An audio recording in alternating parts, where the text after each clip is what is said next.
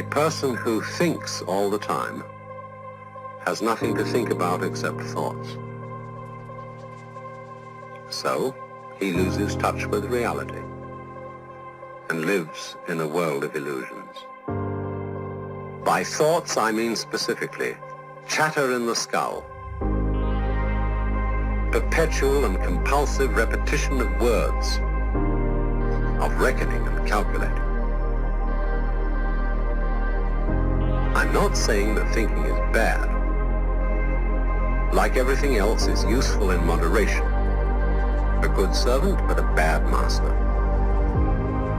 And all so-called civilized peoples have increasingly become crazy and self-destructive because through excessive thinking they have lost